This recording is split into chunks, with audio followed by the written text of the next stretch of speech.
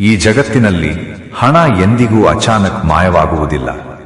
ಹಣ ಕಾಣೆಯಾದಾಗ ಅದು ಕ್ಷಣಿಕ ಘಟನೆಯಲ್ಲ, ಅದು ಒಂದು ಪ್ರಕ್ರಿಯೆ, ಒಂದು ನಿರ್ಧಾರ, ಒಂದು ಮೌನ, ಒಂದು ಒಪ್ಪಿಗೆ. 100 ಕೋಟಿ ರೂಪಾಯಿ ಒಂದೇ ದಿನ ಕಾಣೆಯಾದರೆ ಅದನ್ನು ದರೋಡೆ ಎಂದು ಕರೆಯಬಹುದು. ಆದರೆ 100 ಕೋಟಿ ರೂಪಾಯಿ ಯಾರಿಗೂ ಗೊತ್ತಾಗದೆ ದೀರ್ಘಕಾಲ ಮೌನವಾಗಿದ್ದರೆ ಅದು ದರೋಡೆಯಲ್ಲ, ಅದು ವ್ಯವಸ್ಥೆಯೊಳಗಿನ ಸಹಮತ. ನಮ್ಮ ಜಾಗತಿಕ ನ್ಯೂಸ್ ಚಾನೆಲ್ ಈ ಕಥೆಯನ್ನು ಹೇಳುವುದು ಸಂಖ್ಯೆಗಾಗಿ ಅಲ್ಲ, ಈ ಮೌನದ ಹಿಂದೆ ಇರುವ ವ್ಯವಸ್ಥೆಯನ್ನು ಅರ್ಥ ಮಾಡಿಕೊಳ್ಳಲು.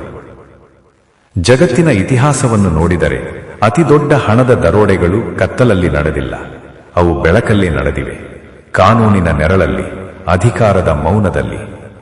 ಲಂಡನ್ನಲ್ಲಿ ವಿಮಾನ ನಿಲ್ದಾಣದ ಭದ್ರತಾ ಗೋಡೆಗಳ ನಡುವೆ ಚಿನ್ನ ಕಾಣೆಯಾಯಿತು. ಬಗ್ದಾದ್ನಲ್ಲಿ ಬ್ಯಾಂಕ್ ವಾಲ್ಟ್ಗಳಿಂದ $1 ಬಿಲಿಯನ್ ಯುದ್ಧದ ಶಬ್ದಗಳ ನಡುವೆ ಹೊರಟು ಹೋಯಿತು. ಬ್ರೆಜಿಲ್ನಲ್ಲಿ ಬ್ಯಾಂಕ್ ಕೆಳಗೆ ತೋಡಿದ ಸುರಂಗ ಭೂಮಿಗಿಂತಲೂ ಆಳವಾಗಿ ವ್ಯವಸ್ಥೆಯ ಬಿರುಕು ತೋರಿಸಿತು. ಪ್ರತಿ ಬಾರಿ ಒಂದು ಪ್ರಶ್ನೆ ಮಾತ್ರ ಉಳಿದಿತು: ಇಷ್ಟು ದೊಡ್ಡ ಮೊತ್ತ ಒಬ್ಬನ ಕೈಯಲ್ಲಿ ಹೇಗೆ ಸಾಧ್ಯ? ಉತ್ತರ ಒಂದೇ: ಒಬ್ಬನ ಕೈಯಲ್ಲಲ್ಲ. ಜಗತ್ತಿನ ಎಲ್ಲ ದೊಡ್ಡ ದರೋಡೆಗಳಲ್ಲೂ ಒಂದು ಸಾಮಾನ್ಯ ಅಂಶ ಇದೆ: ಹಣ ಸಾಗುವ ಸಮಯ. ಬ್ಯಾಂಕ್ ಒಳಗೆ ಇರುವ ಹಣ ಸುರಕ್ಷಿತ, ಮಾರುಕಟ್ಟೆಗೆ ಹೋಗಿಬಿಟ್ಟ ಹಣ ಅದೃಶ್ಯ. ದರೋಡೆ ನಡೆಯುವುದು ಹಣ ಮಧ್ಯದಲ್ಲಿರುವ ಕ್ಷಣದಲ್ಲಿ. ಅದೇ ಕ್ಷಣ ಅತ್ಯಂತ ಅಪಾಯಕಾರಿ, ಅತ್ಯಂತ ದುರ್ಬಲ. ಅದೇ ಕ್ಷಣ ವ್ಯವಸ್ಥೆ ನಂಬಿಕೆಯನ್ನು ಪರೀಕ್ಷಿಸುತ್ತದೆ. ಭಾರತದಲ್ಲಿ ನಗದು ಕೇವಲ ವ್ಯವಹಾರವಲ್ಲ, ಅದು ಸಂಸ್ಕೃತಿ, ಅದು ಶಕ್ತಿ, ಅದು ನಿಯಂತ್ರಣ. ಡಿಜಿಟಲ್ ವ್ಯವಹಾರಗಳು ಸಂಖ್ಯೆ ತೋರಿಸುತ್ತವೆ, ನಗದು ಶಕ್ತಿಯನ್ನು ತೋರಿಸುತ್ತದೆ. ಯಾರು ನಗದು ಹಿಡಿದಿದ್ದಾರೋ ಅವರು ವ್ಯವಸ್ಥೆಯನ್ನು ಸ್ವಲ್ಪ ಮಟ್ಟಿಗೆ ಮೀರಿದ್ದಾರೆ. ಅದಕ್ಕೆ ನಗದು ಸಾಗಣೆ ಎಲ್ಲ ದೇಶಗಳಲ್ಲೂ ಅತಿ ಸೂಕ್ಷ್ಮ ವಿಷಯ. ನಮ್ಮ ಜಾಗತಿಕ ನ್ಯೂಸ್ ಚಾನೆಲ್ ಈ ಅಂಶವನ್ನು ಪುನಃ ಗಮನಿಸುತ್ತಿದೆ. ಭಾರತದ ರಸ್ತೆಗಳಲ್ಲಿ ಪ್ರತಿದಿನ ಸಾವಿರಾರು ಕೋಟಿ ರೂಪಾಯಿ ಮೌನವಾಗಿ ಸಾಗುತ್ತದೆ. ಕೆಲವು ಬ್ಯಾಂಕಿಗೆ, ಕೆಲವು ವ್ಯಾಪಾರಿಗಳಿಗೆ, ಕೆಲವು ಯಾರಿಗೂ ಗೊತ್ತಿಲ್ಲದ ಕಡೆಗೆ. ಅಲ್ಲಿ ಎಲ್ಲವನ್ನೂ ನಿಯಂತ್ರಿಸುವುದು ಕಾಗದದ ಮೇಲೆ ಮಾತ್ರ. ನಿಜ ಜೀವನದಲ್ಲಿ ನಂಬಿಕೆ ಮತ್ತು ಒಳಸೂಚನೆ. 2025 ಅಕ್ಟೋಬರ್ 10, ಬೆಳಗಾವಿ ಜಿಲ್ಲೆ, ಚೋರ್ಲಾ ಘಾಟ್. ಇದು ಪ್ರವಾಸಿ ಸ್ಥಳವಲ್ಲ, ಇದು ವ್ಯಾಪಾರ ಕೇಂದ್ರವಲ್ಲ, ಇದು ಮಾರ್ಗ. ಒಂದು ರಾಜ್ಯದಿಂದ ಮತ್ತೊಂದು ರಾಜ್ಯಕ್ಕೆ ಹೋಗುವ ದಾರಿ, ಕಾಡಿನ ನಡುವೆ ಹಾದು ಹೋಗುವ ನಿಶ್ಶಬ್ದ ದಾರಿ. ಅದೇ ದಿನ 2 ಕಂಟೈನರ್ಗಳು ಆ ದಾರಿಯಲ್ಲಿ ಸಾಗುತ್ತವೆ. ಅವುಗಳಲ್ಲಿ 400 ಕೋಟಿ ರೂಪಾಯಿ ನಗದು, ಅಥವಾ ಅದರಕ್ಕಿಂತ ಹೆಚ್ಚು. ನಮ್ಮ ಜಾಗತಿಕ ನ್ಯೂಸ್ ಚಾನೆಲ್ ಇಲ್ಲಿ ಅಂಕೆಯ ಮೇಲಲ್ಲ, ಮೌನದ ಮೇಲೆ ಪ್ರಶ್ನೆ ಕೇಳುತ್ತದೆ. ಆ ಕಂಟೈನರ್ಗಳು ಗಮ್ಯಸ್ಥಾನ ತಲುಪುವುದಿಲ್ಲ. ಯಾವುದೇ ಅಪಘಾತದ ಸುದ್ದಿ ಇಲ್ಲ, ಯಾವುದೇ ದರೋಡೆ ದೂರಿಲ್ಲ, ಯಾವುದೇ ತುರ್ತು ಸಭೆ ಇಲ್ಲ, ಯಾವುದೇ ಸಾರ್ವಜನಿಕ ಆತಂಕ ಇಲ್ಲ. ಇದು ಅತ್ಯಂತ ಅಪಾಯಕಾರಿ ಮೌನ. ಯಾಕೆಂದರೆ ಮೌನವು ಭಯದಿಂದ ಬಂದಿಲ್ಲ, ಅದು ನಿರ್ಣಯದಿಂದ ಬಂದ ಮೌನ. ತಿಂಗಳುಗಳ ಕಾಲ ಈ ವಿಷಯ ಯಾರಿಗೂ ಗೊತ್ತಾಗುವುದಿಲ್ಲ. ಇದು ಸಹಜವಲ್ಲ. 1000 ರೂಪಾಯಿ ಕಳೆದು ಹೋದರೂ ಮಾನವ ಅಶಾಂತಗೊಳ್ಳುತ್ತಾನೆ.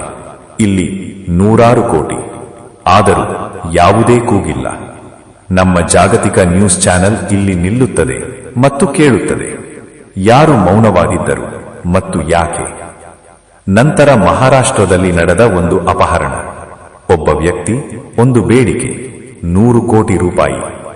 ಇಲ್ಲಿ ಮೊದಲ ಬಾರಿಗೆ ಸಂಖ್ಯೆಗಳು ಹೊರಬರುತ್ತವೆ. ಕಂಟೈನರ್ಗಳ ಕಥೆ, ಹಣದ ಕಥೆ ಮತ್ತು ಒಳಗಿನ ಭೀತಿಯ ಕಥೆ. ಈ ಅಪಹರಣ ಒಂದು ಕ್ರೈಮ್ ಅಲ್ಲ, ಅದು ಒಂದು ಕಿಟಕಿ. ನಮ್ಮ ಜಾಗತಿಕ ನ್ಯೂಸ್ ಚಾನೆಲ್ ಈ ಕಿಟಕಿಯ ಮೂಲಕ ಒಂದು ದೊಡ್ಡ ಕೊಠಡಿಯನ್ನು ನೋಡುತ್ತದೆ. ಅಲ್ಲಿ ಪ್ರಶ್ನೆಗಳು ಹುಟ್ಟುತ್ತವೆ. ನಿಜಕ್ಕೂ 400 ಕೋಟಿ ಇತ್ತೆ? ಹಣ ಯಾವ ಮೂಲದ್ದು? ಯಾರು ಕಳುಹಿಸಿದ್ದರು? ಯಾರು ಸ್ವೀಕರಿಸಬೇಕಿತ್ತು? ಮತ್ತು ಇದೆಲ್ಲವನ್ನೂ ತಿಳಿದಿದ್ದವರು ಎಷ್ಟು ಮಂದಿ? ಮಾರ್ಗ ಗೊತ್ತಿತ್ತು, ಸಮಯ ಗೊತ್ತಿತ್ತು, ಸರಕು ಗೊತ್ತಿತ್ತು. ಇವು 3 ಒಂದೇ ವೇಳೆ ಗೊತ್ತಿದ್ದರೆ ಅದು ಅಪಘಾತವಲ್ಲ, ಅದು ಯೋಜನೆ. ಯೋಜನೆ ಎಂದರೆ ಗ್ಯಾಂಗ್ ಅಲ್ಲ, ಯೋಜನೆ ಎಂದರೆ ವ್ಯವಸ್ಥೆಯೊಳಗೆ ನಡೆಯುವ ಚರ್ಚೆ. ಜಗತ್ತಿನ ಅನುಭವ ಹೇಳುವುದೇನೆಂದರೆ, ದೊಡ್ಡ ಹಣದ ದರೋಡೆಗಳಲ್ಲಿ ಅತಿ ಅಪಾಯಕಾರಿ ವ್ಯಕ್ತಿ ಗನ್ ಹಿಡಿದವನಲ್ಲ, ಅತಿ ಅಪಾಯಕಾರಿ ವ್ಯಕ್ತಿ ಫೈಲ್ ಹಿಡಿದವನು. ಒಂದು ಸಹಿ, ಒಂದು ಕಣ್ಣು ಮುಚ್ಚುವಿಕೆ, ಒಂದು ತಡವಾದ ವರದಿ, ಇವುವೇ ನೂರಾರು ಕೋಟಿ ರೂಪಾಯಿ ಕಾಣೆಯಾಗುವ ಸಾಧನಗಳು. ತನಿಖೆ ಆರಂಭವಾಗುತ್ತದೆ. ಒಂದು ರಾಜ್ಯ, ಮತ್ತೊಂದು ರಾಜ್ಯ, ಮೂರನೇ ರಾಜ್ಯ. ಫೈಲ್ಗಳು ಸಾಗುತ್ತವೆ, ಪತ್ರಗಳು ಹೋಗುತ್ತವೆ, ಆದರೆ ಹಣ ಸಾಗುವುದಿಲ್ಲ. ಯಾಕೆಂದರೆ ಹಣ ಈಗಾಗಲೇ ಬೇರೆ ರೂಪ ಪಡೆದಿರುತ್ತದೆ.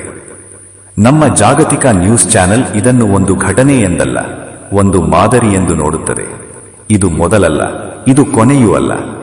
ಜಗತ್ತಿನ ಇತಿಹಾಸದಲ್ಲಿ ಅತಿದೊಡ್ಡ ಹಣದ ದರೋಡೆಗಳಲ್ಲೂ ಬಹುಪಾಲು ಹಣ ಮತ್ತೆ ಸಿಕ್ಕಿಲ್ಲ. ಬೆಳಗಾವಿಯ ಘಟನೆ ಒಂದು ಸ್ಥಳೀಯ ಕ್ರೈಮ್ ಅಲ್ಲ, ಇದು ಜಾಗತಿಕ ಮಾದರಿಯ ಭಾರತೀಯ ಅಧ್ಯಾಯ.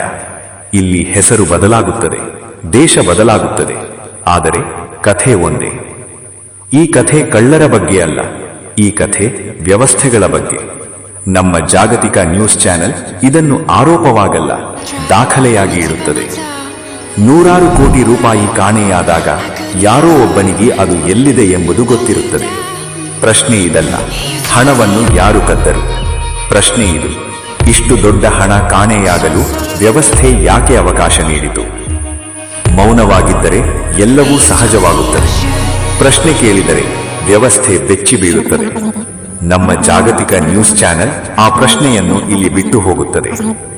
ಇದು ನಮ್ಮ ಆಯ್ಕೆ.